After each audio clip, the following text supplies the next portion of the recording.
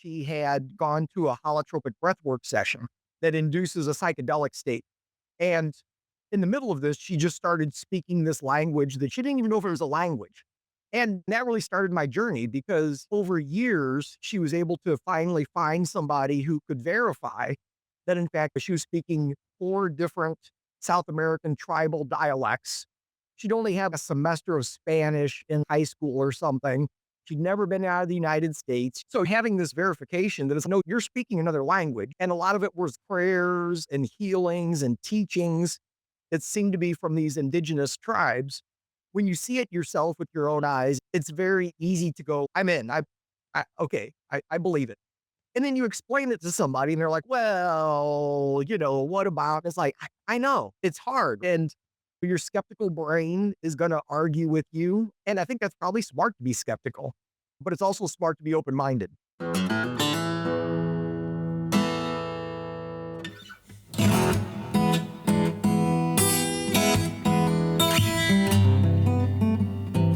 And we are live for another episode of Being Human. I'm delighted to say I'm here with Jeff Tarrant. He's a psychologist, a neuroscientist, and an explorer of all things superhuman, and the author of this book, which I had the pleasure of reading, Becoming Psychic. I mean, what a hook to get into this conversation. So excited to have you with us, Jeff. Yeah, thank you so much. I appreciate you having me. Great. So as with all my guests, I'd love to hear a little bit about your background, where you grew up, some of your early experiences. Did you have any strange happenings early on in your childhood that set you on this path? Yeah, I'd love to know a bit about your backstory, Jeff. Sure. Yeah, I grew up in Missouri, kind of in the middle of Missouri, outside of St. Louis. And, you know, I mean, honestly, I don't know that I had any particular experiences as a kid. I was always interested in weird things, Bigfoot and the Loch Ness Monster and UFOs and, telekinesis and, things like that. But I don't, maybe I had some experience that I don't recall necessarily, but it was almost more the opposite of where I wanted to have those experiences. I would like wish that the aliens would come down and abduct me and take me, didn't happen as far as I know. I'd lay in bed trying to turn off my light switch with my mind and, you know, didn't really have any luck with that. So, really as a kid, I was interested, but I didn't really have any experiences. Which actually, probably that whole, you know, aspect of my growing up that I'm talking about may be relevant because one of the things that I've kind of learned is that if you try too hard, it usually doesn't work. Right. you know? And so I think I was trying too hard, right? It was like, like trying to will it to happen. And I don't know that that's the way that these things work. And so, really, I had those interests and, it kind of came and went as I got older. Um, went to school and got my PhD in counseling psychology and, really just wanted to help other people. That was kind of my goal with that. And during my training, kind of put aside a lot of this, and in fact became kind of a super skeptic for a while, where I didn't believe any of this stuff. It was like, you know, we're just a physical body. When we die, we die. That's it. There's nothing else. It's all fantasy and wishful thinking. Um, but then at some point, I got interested in meditation and qigong and those kinds of things, and that's probably when I started having interesting experiences, through those practices of starting to, things like feeling energy, which, it's like, what is this? What is this chi that we're talking about? And how is it that I can feel this? And what does that mean? And then, meditation experiences where you get into some sort of state where there's sort of nothing, there's nothing, right? Just sort of emptiness. And, and that was a very weird experience too, right? Like, well, what is this exactly? And what does this mean? And what does this mean about consciousness? And so, you know, I had those experiences, but again, I wasn't really doing anything with it. I mean, I was meditating and doing qigong, but I wasn't it wasn't part of my professional career. Uh, Right. And what spurred you into to getting into meditation? um, I don't even honestly, I don't even know exactly what it was. Uh, there was something about it. I think it was mysterious, right? Like I was always interested in these mysterious things that we didn't have an answer to. And, growing up in the Midwest at that time period, meditation was like this like woo woo, it's like, nobody really understood what it was and it was mysterious. And I suspect that's largely what got me interested in it, is that it's like, oh, Okay.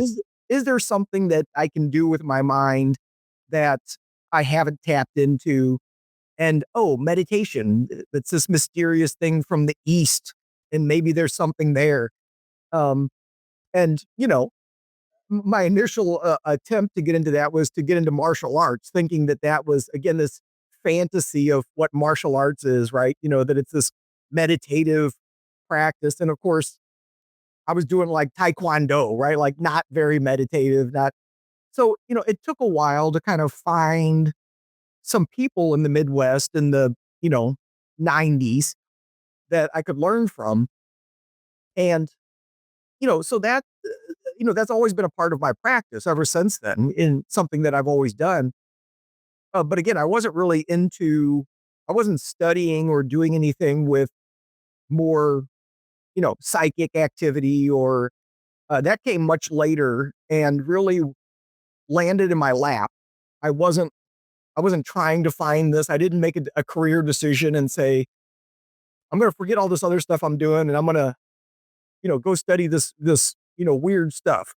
It just sort of landed in my lap and I just kept And saying, how did that happen? How did that land in you? Yeah, how did you encounter it?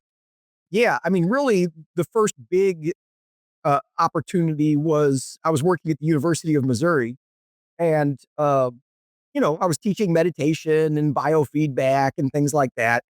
And one of my students came up to me. He'd actually been in my lab for a year, and at the very end of his tenure, we actually took him out to dinner for like a thank you graduation dinner thing. And he said, "Hey, I want to tell you about my mom." Okay, all right. And started telling this long, convoluted story about his mom, who, even at that point, he didn't reveal that she was a psychic medium, uh, but told the story about how she had gone to a holotropic breathwork session, which is, like a rapid breathing type of a process that induces a psychedelic state. It can actually be really psychedelic. And in the middle of this, she just started speaking this language that she didn't know what it was. She didn't even know if it was a language. Um, she just started like this stuff was coming out of her mouth. And, you could imagine that might freak you out, right? If you're, Yeah. all of a sudden it's just like things are coming out of your mouth. You don't know what you're I've saying. seen it on the internet where people suddenly start speaking in like a Welsh accent or yeah, and they don't know where it's come from, right? Yeah. Yeah. And, sometimes we've got case studies of things like that happening, like after a head injury or something like Yeah. that, where more people will all of a sudden have some sort of knowledge that they didn't have before. Um, And so this kind of fit into that category. And, I was semi skeptical because it's like, this sounds crazy. Um, Turns out she lived in St. Louis about a couple of miles from my dad. And so we connected, we kind of checked each other out. And, she wanted to make sure I wasn't going to just write her off as nuts. And, I wanted to check her out and make sure she wasn't nuts. Right. She was the most down to earth, grounded person, super, you would never in a million years guess that this was her experience. And, so the whole idea was, hey, do you want to map her brain while she's speaking these languages? Sure. Right. I mean, it's like, yeah, why not? Right. That sounds like fun. Uh, and then that really started my journey because, the more I learned about her story, over years, she was able to finally find somebody who could verify that, in fact, these were languages. She was speaking four different South American tribal dialects.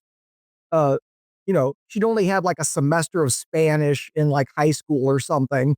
She'd never been out of the United States. She didn't even know what she was saying. And so, having this verification that it's like, no, you're speaking another language. And a lot of it was like prayers and healings and teachings that seemed to be from these indigenous tribes. And so it's like, okay, wait a minute. Like Yeah. what the heck is going on here, right? And then mapping her brain, there were some very interesting things that we found that I couldn't explain. Uh so that's what started my journey, right? I was like, okay, I'm in, right? Like, okay, this is interesting. Uh, Yeah, what's you must yeah, because there was as far as you're concerned, she really was speaking these languages, that it was meaningful, it was prayers, you'd verified that, because I then understood it. It took her quite a while before she found the right language expert who could pinpoint which languages she was speaking, but it was thoroughly verified, wasn't it, that she yeah, was yeah. It took indeed her speaking her. 4 years of Yeah. reaching out. And that's one thing I really appreciated about her. Name's Janet Mayer. And one thing that I really appreciated about Janet was, she was open to whatever. She was like, I just want to understand what this is. She's like, if you tell me it's not a language, I'll accept that. She's like, I just want to know what the heck's going on. Um, and so I really appreciated that about her, that she had an open mind about it. And she wasn't saying, oh, this is angelic wisdom and, whatever. It's like, well, she was just curious. And, she kept reaching out to experts, trying to get somebody to pay attention. And then, yeah, finally, after 4 years, somebody was able to, it happened to be a anthropologist who worked at the Smithsonian, but also had connections to South American tribal cultures. And so it was like, wait a minute, I think I think I hear something there that makes sense. And then was able to kind of, start to transcribe some of her tapes. So yeah, very interesting. Yeah, I can imagine, and for somebody, as you say, you're a scientist, you're working inside the this was something that it was really very difficult for you to ignore. All right. Yeah, yeah, and again, from a really rigid scientific perspective, you might try to debunk it and try to but I also feel like I try to pay attention to my intuition and my psychologist kind of understanding of people, where it's like, if I spend enough time with somebody, you can tell, like, are they being genuine? Are they trying to do something? She's never tried to make money off of this. She's not out there trying, most people have never heard of her, right? Like, they're like, who's this Janet Mayer person, right? It's like, Right. so, when you start to, for me, when I look at it that way, and it's like, well, there's a level of authenticity that just really comes across from interacting with her that, you know, is hard to argue with. And that's actually part of the problem with some of this work is when you see it yourself with your own eyes and you witness these things, it's very easy to go like, I'm in. Okay, I believe it. And then you explain it to somebody and they're like, well, what about? And it's like, I know. I know. It's hard, right? And your skeptical brain is going to argue with you and you weren't there, you didn't see it. I get it. So I certainly understand where people are skeptical. Um, and I think that's probably smart. It's smart to be skeptical, but it's also smart to be open minded. Right.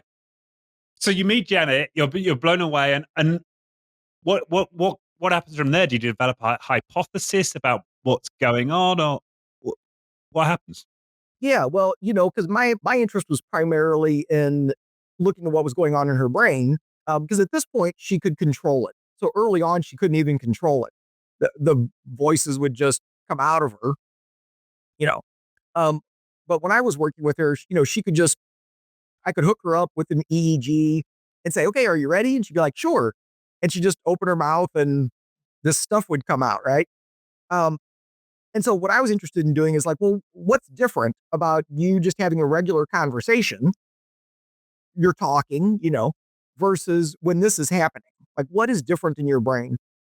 And so we ran a few analyses. And the thing that really jumped out at me was there were certain electrodes, so we're using a 19 electrode setup. And there were certain electrodes where the activity just looked crazy. It was jumping off the chart, right? Like huge excursions.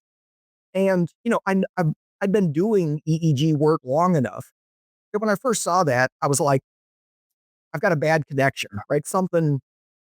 These electrodes, something got jiggled or something. But, there's ways that we can check our connections, right? It's called impedance. It's a measurement of how good your connection is. So I look at the computer, connections all look good, right? It's like, well, okay. All right. She wasn't moving. She wasn't doing anything that would have caused some sort of, you know, we call it artifact, something that shows up in the EEG that's not real, that's, muscle tension or something like that, or movement. And then we repeated it. Like, I think I did 4 or 5 different brain maps on her over the course of a year and a half. And we saw it every time, right? Same location, didn't matter which caps I used. Um, and so, when we isolated, well, what's going on? What part of the brain is that? And it was this right parietal lobe, kind of back here. And so when I really started investigating, well, what the heck's that part of the brain up to, right? Because I knew from a clinical perspective, what that part of the brain might be doing, but how did it relate to this? Uh, and what I discovered was, well, I didn't discover it. What I learned was that part of the brain has a lot to do with self boundaries. So, creating a sense of self in your body that's separate from everybody else. And so when I started really thinking about that, it kind of started to make more sense that, in order for her to connect to whatever these voices are, whether they're other spirits or whether they're shamans and, in these, you know, tribal cultures, or I don't know what the voices are, but in order for her to connect to that, what I think she was doing is somehow getting that part of her brain out of the way so that she doesn't have a rigid boundary between herself and others. So somehow she's disrupting the normal activity of that part of the brain.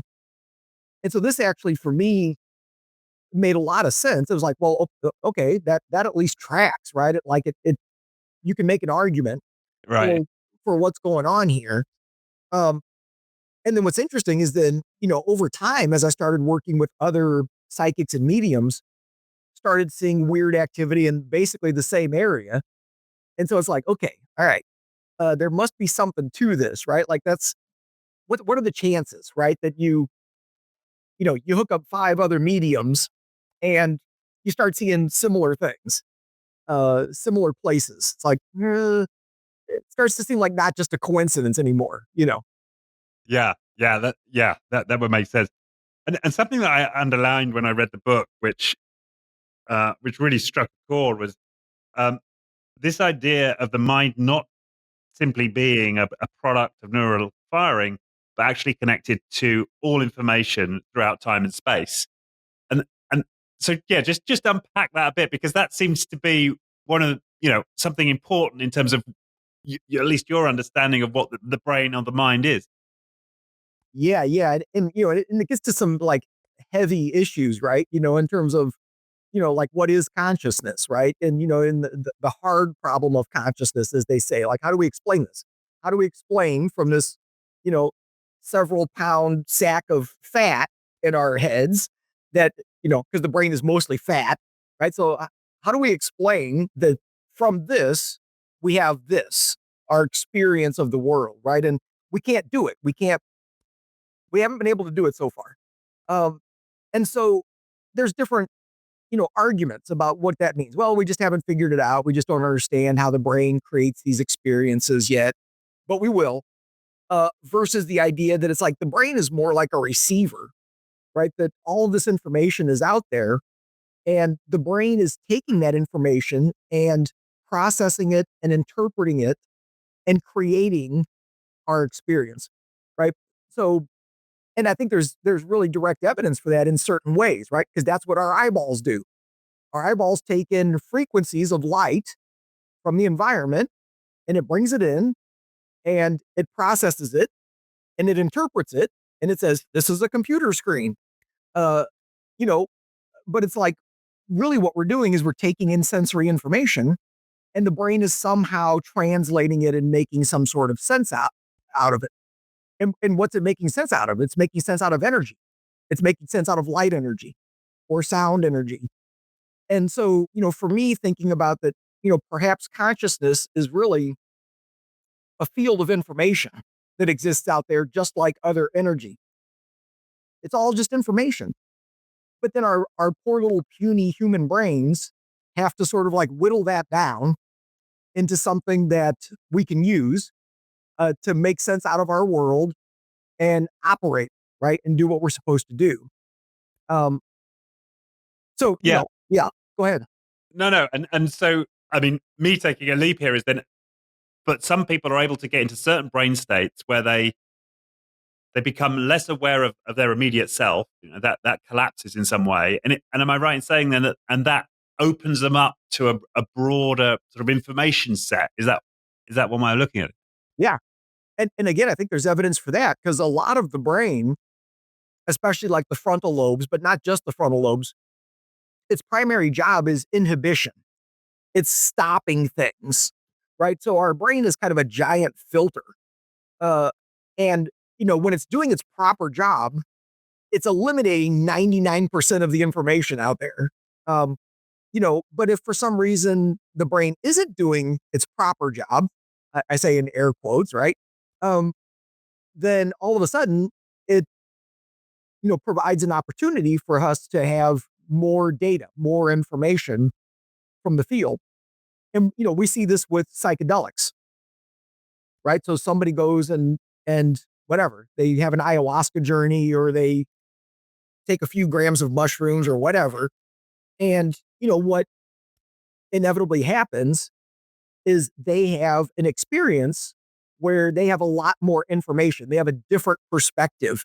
They maybe they tap into the unity of everything, how everything's connected, or uh, they run into other non-human intelligences, right? In this kind of space. And then, of course, once the medicine wears off, the brain collapses back to its normal filter, and you don't see that stuff anymore. And so, again, you could argue and say, oh, it's a hallucination. The brain's making stuff up. And it's like, maybe what it's doing is the brain is getting out of the way. And so now you have access to a lot more data than you do normally. And again, if you look at what happens in the brain in psychedelics, that's exactly what's happening. The brain is basically uh, the normal organization structures in the brain collapse, you know? And so it's like, okay, so you don't have the organization anymore. Um, and so again, I think that's what we see with some of these like skilled psychics and mediums is that somehow they've figured out a way to collapse certain normal functioning, at least temporarily, so that they can access this other information. Yeah. And for me, that was one of the most profound takeaways from the book was, and I've heard it described elsewhere, but you seem to articulate it really well, and especially as you're backing it up with all of these experiments, was that way of looking at the mind, that we're really receivers of this broader field. And if you take that on, it becomes more plausible that people can tap into ancient prayers or information associated with other people or even people who've passed, right? Because if this, you know, if we've got a different relationship to time in this field, then actually future, past, present, takes on a different meaning. So, Yeah. so that for me was something that really lit me up as I was reading this. Um, so So I guess what would be useful is what else did what other remarkable stories did you uncover of people having developed this ability in the same way that Janet had? What else did you find? Yeah. Well, it's interesting, because for better or worse, um, the way that I've kind of done this work has been very case study like, right? So just Mm, like Janet, where it's like, oh, I've got this one person who does this interesting thing. Okay, cool. And then Janet introduced me to other people, right? Like, oh, you need to meet Laura Lynn Jackson, who, now she's like a very famous medium and she's written like a bunch of like New York Times bestseller books. And, you know, at the time she hadn't done that yet, right? And so, right. um, and then it's like, oh, you need to meet this other medium. And oh, And so it's like this series of case studies. And so what's interesting is that the more work I've done, it kind of started off in this mediumship world, but then, started expanded from there, right? Like, so looking at things like energy healing or looking at channeling, right? Which is a little bit different than kind of typical mediumship. Well, Uh, explain that. What's the difference between, well, what is a medium? Most people, I think, know, but and then the difference between a medium and channeling. yeah, and sometimes they overlap in certain ways, but the the mediums that I've worked with, uh, the way that they get information about the deceased loved ones or whatever is it's like a conversation, right? Like it's telepathy.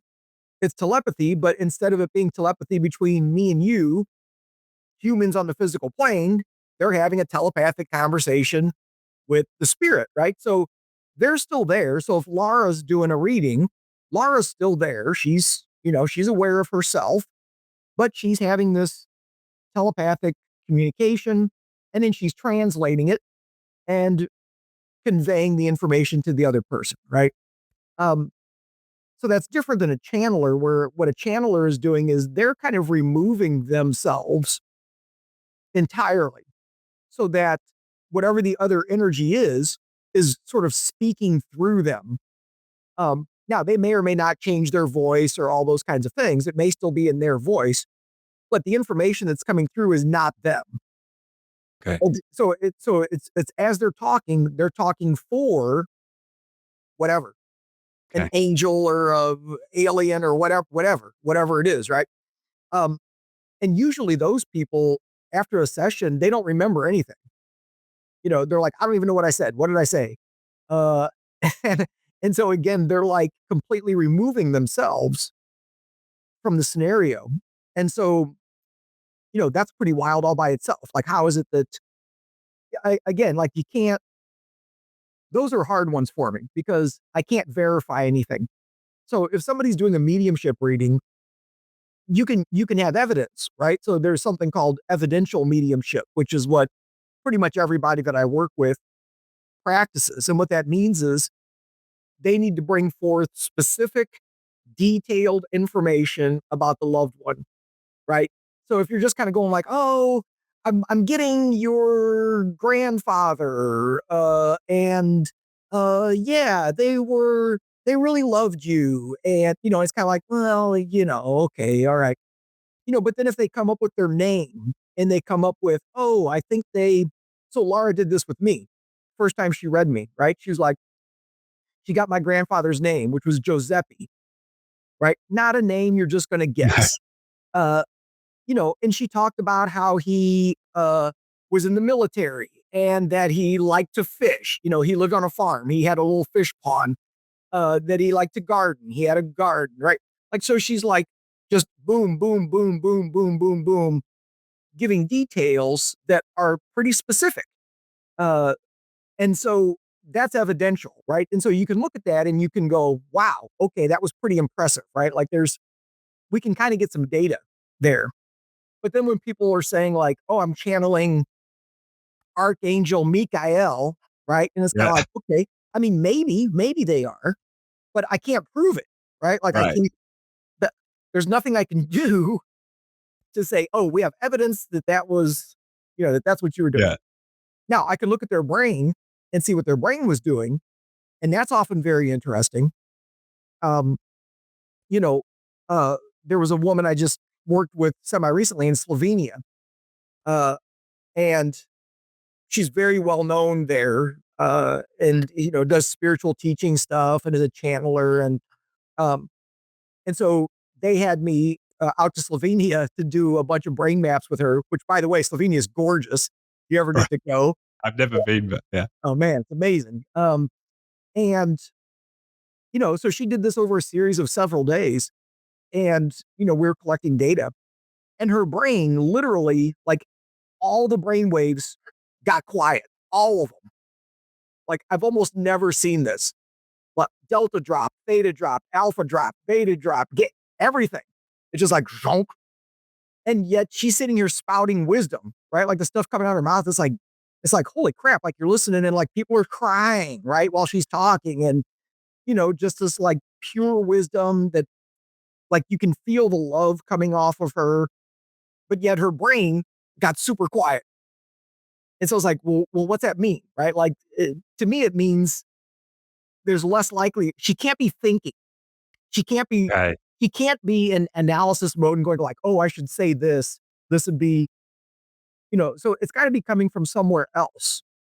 It's not coming from the logical brain. It's got to be coming from somewhere else. Wow. Yeah, I mean that does blow the mind because that means because you would have thought if there is something that she's channeling, it's got to use the apparatus of her body in order to make the words and construct. So how's that happening, right? Because you would have thought she this whatever it is would need some level of brain power to make her do the thing. Yeah, well, and it does require some level of brain power, because yeah, you still got to say words, right? Yeah, Um, but compared to her just having like a regular conversation, right? yeah. It was dramatically lower. So Oh, so maybe that's what explains it, right? There's still some level of activity, just enough to kind of yeah, move the muscles, basically, yeah, right? yeah, just enough to yeah, exactly.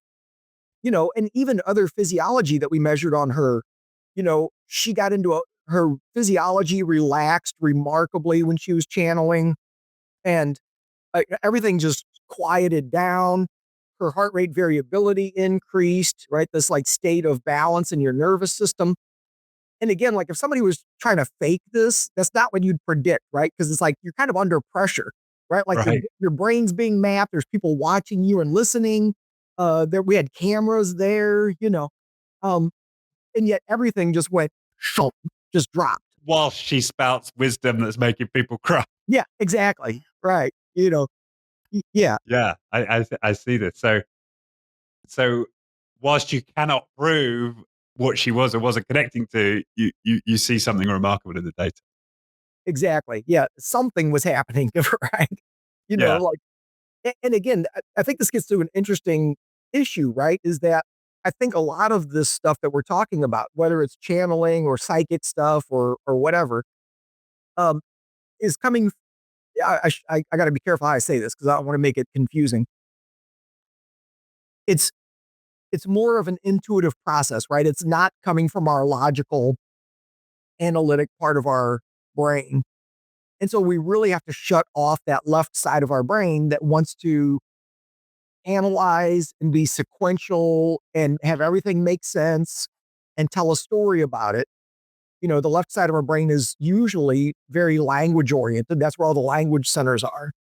The right side of the brain is much more experiential and sort of present moment. So it's just whatever you're experiencing.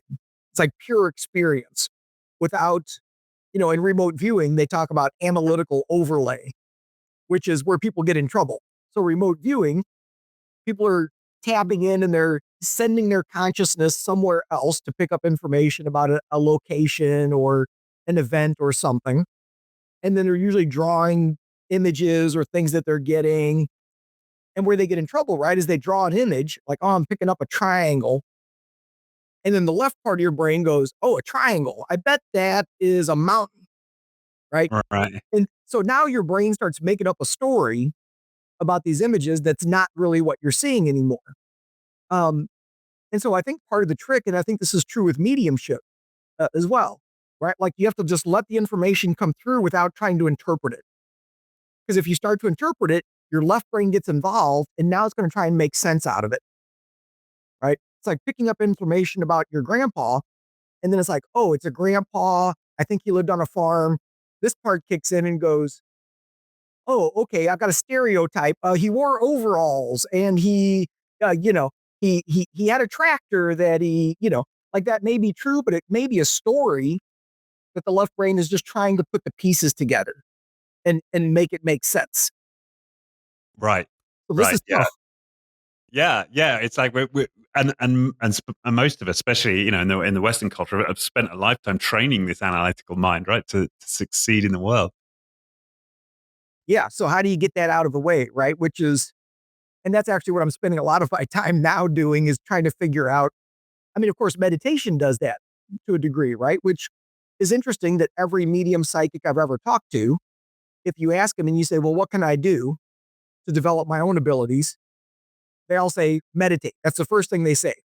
Right. Um, and I think part of the reason is because, there's a lot of different kinds of meditation, but in general, one of the things that many of them have in common is quieting down that analytic part of your brain, right? Can you stop talking to yourself, right? Can you Yeah. stop making up stories about things? Um, and so it makes sense, right? If you can do that, then all of a sudden you've got access to this more intuitive part of your experience. Um, but yeah, it's really hard for us to do, especially those of us that are super analytic and think all the time, right? It's like this, like, good luck with that, right? Like, Yeah. Well, that's maybe a nice segue into your own experiments, which I love the way you recounted your own trials with developing your own abilities. So maybe start there. Where did you first start to develop your own capacity? I mean, again, like kind of like I was joking before that it's like better or worse, I tend to jump around, right? It's like, oh, this is interesting. I'll look at this. Oh, that's interesting. I've tended to do the same thing with my own development experiments where I'll get excited about something. And so I'll work really hard at it for a while until I feel like I can do it at least a little bit. And then I'm like, okay, all right, what's next? But so, I've done that with some sort of psychic um, type work of like predicting, cards in a deck or, that sort of thing. Um, Which I found fascinating. So these are these Zeno cards, right? Where you get five options, and and if you can guess more than 20% of the time for each drop, yeah. something's going on, right? Yeah. So tell us more about the Zeno Yeah. Yeah. So, the Zener cards, or those have been Zeno. around forever, like 1930s, I think, is when they first, came out as a way to study psi phenomena. And there's some issues with using this, but I think they're a good training tool as well. Because like you described, there's a typical deck, there's 5 different types of cards. So it could be shapes or, the deck that I used is just little colored circles. So, there's a red circle, there's a yellow circle, orange, green, blue, and there's 5 of each. So there's 25 cards, 5 of each card.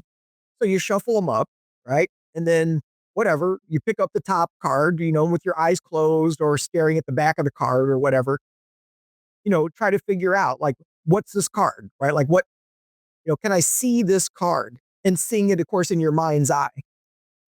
And, and then you got to look at it to see, well, did I get it right? Did I get it wrong? Put it in a pile, keep going.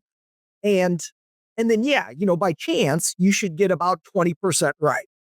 Um, Now, sometimes just by chance, you're going to do a little bit worse. Sometimes you're going to do a little bit better, just by chance, because that's how it works. So you got to do this a bunch of times, right? Because if you just do it once and you're like, I got 28%, and it's like, well, okay, good for you, right? Can you do it again, right? Can you be semi-consistent?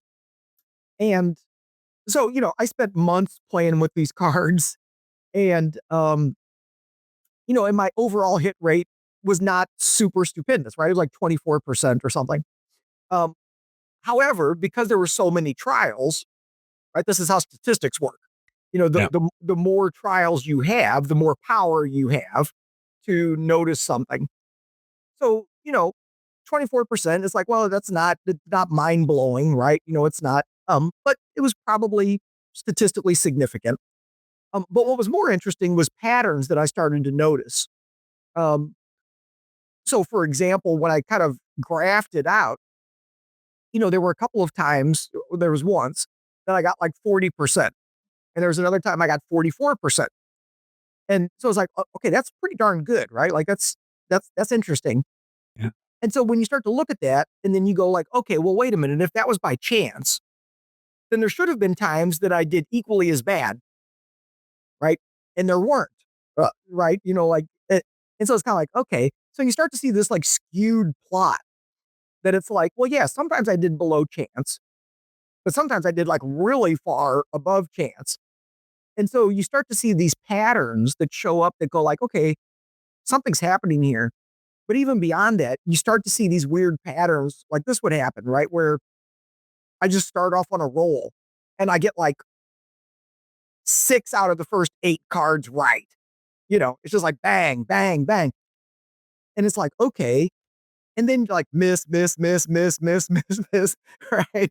And it's like, well, what happened? Like statistically, how can I get 6 out of the first 8? That's crazy, right? And then what happened? And so the reason I say that this is a good training tool is because if you're really paying attention, you can start to recognize the subtle ways that you get in your own way. Uh, Right. like where is that left brain causing problems?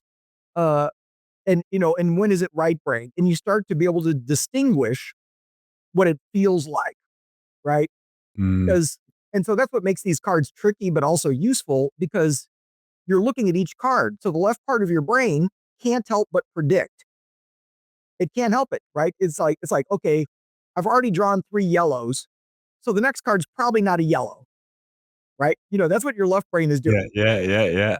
So when you pick up the card and maybe you're getting yellow in your head, it's like, God, this feels like yellow. But then you're like, it can't be yellow, right? It's got to be something else. So it's like this internal argument, right? It's like this left brain, right brain argument. And so, if you're using it that way, it becomes a really great exercise to start to notice those little subtle, you know, feeling states, noticing what it feels like when you're in the zone, right? Then that can help you, right? Start to identify like, as you're practicing, like, oh, do I feel like it? Do I feel that kind of right brain feeling, or do I feel like I'm stuck in my left brain? And, so you can start to discern some of those things a little bit differently. Um, so, there's fun things like that I think they're useful tools to explore this stuff. Yeah, yeah. And what I found interesting, and I didn't know, was that um, so some psychics will consistently get up to 30 or 40%, right? Yeah, yeah, Which and which on the one hand you think, well, okay, that's not great, but I bet most of the population wouldn't be aware that that was the level of skill that some of these people can get to, and it's that's a scientifically significant fact about these people, right? That they can predict cards at double what they should be able to. right. And that's actually one of the hard things about the research in this area, right? Is that, I mean, if you really look at the research in psi, there's a lot of research, and the evidence is overwhelming that this is real, uh, statistically, right? Yeah, But the problem is that a lot of the effects are really small. They're really teeny tiny, right? So kind of like my example of getting 24%, right? So you run a bunch of trials with somebody or with a bunch of people, and you're like, oh, this group got 24%. That's statistically significant. Clearly something is happening. And it's like, yeah, but is 24% that impressive, right? It's kind of like, eh, uh, you know, so that's the way a lot of the research is that the evidence is very clear that something is happening, but the effects aren't always impressive. And part of the problem is that if you're doing research with, say, 100 people, you might have 2 people who are rock stars right. and just knock it out of the park. They're getting 40, 50%. But then you've also got a bunch of people who suck and are just doing terrible, right? And so you put them all together and it's kind of like, it doesn't look that impressive, you know? Yeah, no, I get that, but when I read that, I'm like, okay, but even if just a few of us can do it, even if it's 0.001% of the population, that's extraordinary. And how can we learn what it is that they're doing and develop? For me, that's what's exciting about it. And perhaps we could segue briefly into the Yeah, telepathy tapes and your sure. experience with nonverbal autistic, which you reference in the book, because that really is a different, a different level, right, in terms of consistency. Yeah, yeah. And so for, for anybody that's listening that's not aware, I mean, I don't know. I feel like everybody knows about the telepathy tapes now, um, but yeah, so, I've had the opportunity to work with, and I'm still working with them. In fact, we just got back from a research study that we were doing with some nonverbal kids in Chicago. Um, but so, what's remarkable, so there's a population of nonverbal autistic individuals. They communicate by pointing to a letter board or spelling on a keyboard or something like that. And many of them are ridiculously telepathic. And what I mean ridiculous, kind of getting to where you were going with this, you know, I've seen them get 100% correct, over and over again. And this is not forced choice, right? So like what we were talking about with the Zener cards, that's a forced choice. You've got 5 choices, you know, it's got to be one of those. And with these kids, we would do stuff like 4-digit random numbers or a random 3-syllable word, right? Like, so one of the trials I did with a kid, the word that came up was manager, right? So he has to spell manager, right?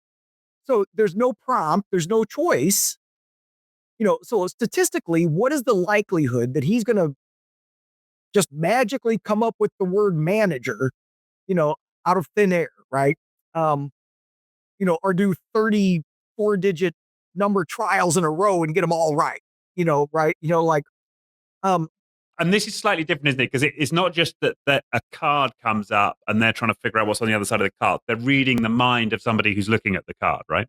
exactly, right. So usually it's their primary caregiver that they seem to have the strongest connection with, or sometimes it's their communication regulation partner. So the person that spells with them.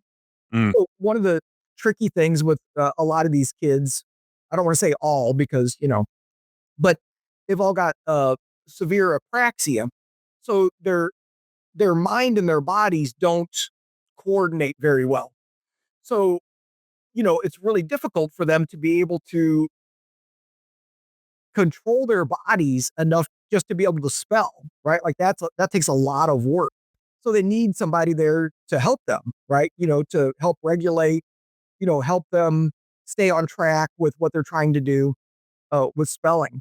So sometimes they have the same, connection with their communication partner.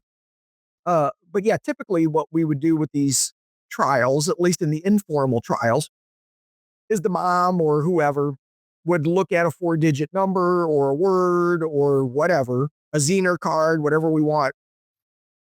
They'd look at it, we would hide it, they'd hold it in their mind, and then, the kid would spell it out, right? Exactly what it is. So, yeah, I've seen this so much now that it's almost kind of like, okay, yeah, And when you see the critiques online about this, the skeptics will say, yeah, well, the carer's giving the kids subtle cues, and they've got some secret system with nudges and winks and whatever, and yeah, that's what I guess a skeptic would assume is going on. right. But yeah, what's your retort to that? Yeah, I mean, kind of like I said at the beginning, like I think it makes sense to be skeptical, like this is a pretty extraordinary claim. Um, and I think some of their arguments aren't valid. And I'll just give a couple of quick examples. So one of them that you hear a lot is that they're using facilitated communication. That's been debunked. It's been shown that facilitated communication is, contaminated by the person that's helping them.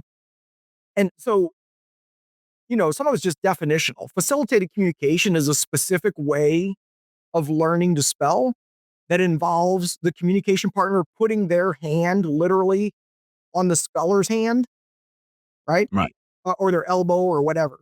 And none of the kids that we're working with do that. Like none of them, right? So it's like that's a nobody's touching them, right? So like when they're spelling, nobody's touching them. Uh, so that argument like makes zero sense, right? Now the other argument that is made is that it's like, oh, there's subtle cueing, or, and this is a problem from a research perspective, is that usually the mom, who's the one they're telepathic with, is also the one holding the letterboard. Okay, this is a problem, right? So the person that has the information is also the one holding the letterboard. Um, Now we've been able to do some trials where somebody else is holding the letterboard, so that helps a lot. There's some kids that type independently and don't need a communication regulation partner. So they can have their keyboard over here by themselves and spell out the answer. So, And presumably those are the ones which is the sort of gold, because there's no way for the mum to be communicating, visually or physically. right. Yeah. right.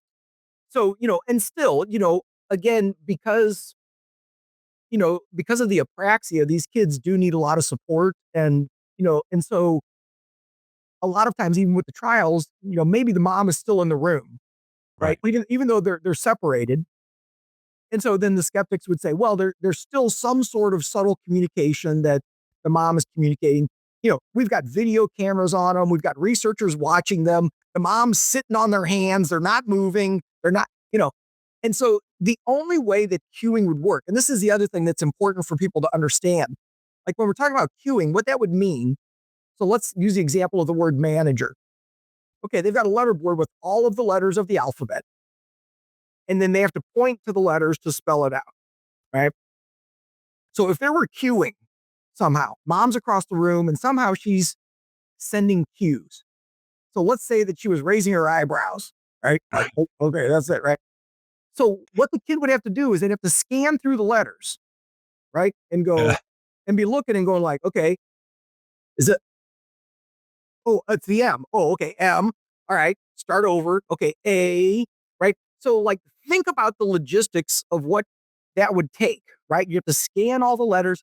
It's very time consuming. It would be probably obvious, right? Right. Especially when we got a bunch of cameras on the mum, right? Yeah. Yeah. And this is not what they're doing, right? They're like going straight to the letterboard. They're going like M-A-N-A, there's no hesitation. Now sometimes they have motor control issues, which takes a second, right? Like you'll see them sometimes like hover, like they'll be like right Mm. on the M. And it's kind of like, which is why they need some help. Like you'll hear the communication partner say, get it, and it's like, like the effort that it takes to make that Yeah. contact. But we have enough examples now of things where there's just like, there's no other explanation. And again, even if there was some system they came up with, so, so all dozen of the families that I've worked with have systems and it's like, ah, it just starts to it just starts to seem more and more outrageous, right? To say that this is queuing, and especially when you see it, it's kind of like, I- you know, and these kids, they're very honest and very, again, like that thing I was talking about earlier, where you get a sense of somebody, Right. and these families, they're not trying to trick anybody. In fact, they're afraid to talk about this stuff for obvious reasons. Yeah. They've kept this under wraps all this time because they don't want to talk about it, right? It's like, and actually what's funny is a lot of these kids, they don't even care about the telepathy.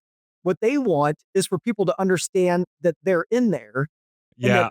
and that they can communicate their own thoughts independently because they want to get an education. And the education system has completely screwed them over because they say, well, you don't know anything. So we're just going to teach you your colors, every year for the next, 12 years. Uh, Yeah, you know, that's such an important point, isn't it? Because I immediately fixate on the telepathy because that gets me excited. But as far as they're concerned, no, I just want people to be sure I'm here, I can communicate, I'm compos mentis, I want to have relationships and communicate with the world. yeah, yeah. In fact, the last telepathy research we just did on the last day, two of the spellers in there, they basically said that to us. They're like, you know what? Like, why do we got to keep doing this telepathy stuff? Like, like we just want people to know that we're smart and that we can learn and we just want to get an education. And it's like, I hear you, man. It's like, so I'm going to do the best I can to try to get that message out there, Yeah, it's great, and I know we're coming up on time. Just God, I wish that, we've only got 2 minutes. This is so much fun. Uh, um, so let's something that I think is going to be interesting for people, which is in your book as well, is if they've had their interest piqued, if they have a desire to develop their own skills. I'll very briefly share one of the exercises in the book, which I try, just because I think is worth validating for the audience. Is there's something in here called the Gansfield uh, technique, right? yeah, Where yeah, I last night I had my my welding goggles on. I had this like translucent paper over the top of it, and then I sat in front of a red light and put white noise on, which is one of the ways we can create one of the effects in the brain that you're talking about. And I did. I had an experience, right? Yeah. Yeah, it started off. I feel really scared because I was like, it just felt really uncomfortable, like completely closed off. But then I got over that, and I started having these pictures in my mind of me dancing with a crown on, and I was singing this like I am the love god. It really felt like I was on kind of some kind of trip, and I was handing out hearts to people. There was no way I was going to go into that scene just as if I'd have just gone like to sleep last night. So something absolutely happened. It was remarkable. I didn't tune into the angel Gabriel, but I certainly had a pretty special experience, and that was just one try of one of the things you're suggesting. So, Yeah. I wanted to get that in there. Um, and just as people as we close off now, where might else you might point them to in terms of getting started. Yeah, yeah. By the way, that's great. I'm glad you had that experience. It's and that's kind of the other area that we're really getting into is, using technology like Gansfeld and other things as a way to help people nudge their brain into a more open, receptive, intuitive, right-brained kind of a state, right? Where interesting things can happen. Um, yeah, they can check out our website, psychicmindscience.com. And, we've got resources and we've got classes and things like that that we offer. So, if people want to take a deeper dive, there's some other ways they can learn more. Yeah, yeah. And in terms of practical application, I mean, we have a lot of people listening to podcasts. Maybe they work in business. They're leading teams. And for me, it really very quickly got me into a very creative state. Just that particular experiment. And I'm sure as I delve into doing more of this, I'm going to open myself up in different ways that's just going to enrich my experience of life and ultimately have me, be more of a creator in the world. That's my intuition of how this can help. Yeah. Yeah, absolutely. It can enhance creativity and our intuition, like at a real basic level. Like if you're like, well, I don't care about being psychic, and it's like, well, but what's psychic? I mean, really psychic, I think, is just, you know, an angle of intuition, right? And it's like we all can benefit from being more intuitive, right? Yeah. Because at a real simple level, if you think about what intuition is, I mean, really what we're saying is there's some sort of awareness or information that we have that we're not consciously aware of that might actually be more important to listen to. Uh, Yeah. and we all override that, right? Then you hear people all the time where it's like, I went into the situation, it felt uncomfortable to me, but I couldn't figure out why. Uh, so I ignored it, right? And then some horrible thing happens, right? And it's like your intuition was picking up on something. You consciously don't know what it is, right? But your intuition is going like, hey, red flags here, right? And so, being able to pay attention to your intuition and like give it some air, give it some room, can be beneficial for everybody. Just to sort of another way to have information about the world. Yeah. And immediately where my mind goes is discernment in relationships, whether that be personal or business relationships, your judgment and wisdom in new and unfamiliar situations. If you've got that line in, it could only be beneficial. For sure. Yeah. Yeah, no, I love that. I'm glad you brought that up. Okay, well, thank you once again. The book was Becoming Psychic. Go out, buy it, start experimenting. You're definitely going to have fun. We'll put a link to the website, and it's been an absolute pleasure. Thank Yeah. you for Thank you spending so much. It was fun chatting spending with the you. Thank time. you.